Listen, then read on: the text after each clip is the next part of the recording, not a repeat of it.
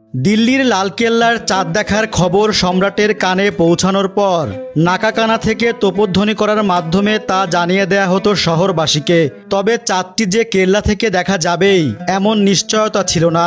তাই মুঘল বাদশারা নিশ্চিত হতে ঘোড়সাওয়ার পাঠিয়ে দিতেন শহরের নানা দিকে। অশ্বারোহীরা দূরে বিভিন্ন টিলায় উঠে যেতেন চাঁদ দেখতে। সেই হুলস্থুল ব্যাপার ধীরে ধীরে হ্রাস পেয়েছে ক্ষমতার পালা বদলে। একসময় শেষ মুঘল সম্রাট দ্বিতীয় বাহাদুর শাহ জাফরকে ঈদের নামাজ আদায় করতে হয়েছে ইংরেজ শাসকদের নজরদারিতে। তবে মুঘল সম্রাটদের মতো এত জাঁকজমক না থাকলেও পুরান ঢাকার বিত্তবানদের শখও কম ছিল না চাঁদ দেখা নিয়ে। কেউ কেউ তো নৌকা নিয়ে চলে যেতেন বুড়িগঙ্গায়। তবে ঢাকার প্রথম শাহী ঈদগাহ নির্মাণের সময়কাল বহু আগের।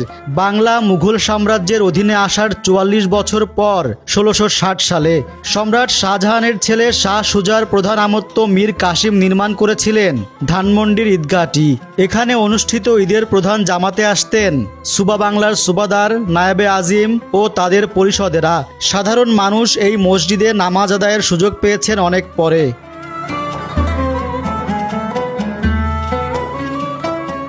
সেই আমলে ঢাকায় ঈদের চাঁদ দেখে তোপধ্বনি দেয়া হতো কিনা জানা যায় না। তবে দিল্লির লালকেল্লা থেকে কামান দেগে তোপধ্বনি দেয়া হতো।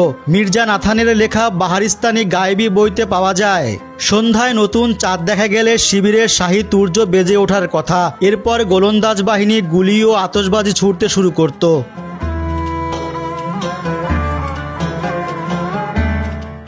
আর দেশভাগের পর ৫০ ও ৬০-এর দশকে নদীর পাড়ে দাঁড়িয়ে চাঁদ দেখতেন ঢাকাবাসী। যাদের বাড়ি নদী থেকে দূরে তাদের যেতে হতো লালবাগ কেল্লায় উঁচু ভবন থেকে চাঁদ দেখতে। সেই সময় পিলখানার ভেতর থেকে তোপধ্বনি দেয়া হতো। চাঁদ দেখা গেলে একসময় নবাব বাড়ি থেকেও শোনা যেত তোপধ্বনি।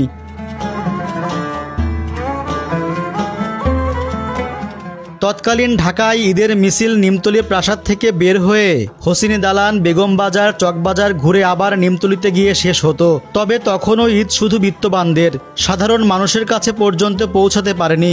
একই ধারাবাহিকতায় রাজধানী ঢাকাতে ঈদ মিছিলের জমকালো আয়োজন আবার শুরু হয় দেশভাগের পর পাকিস্তান আমলে।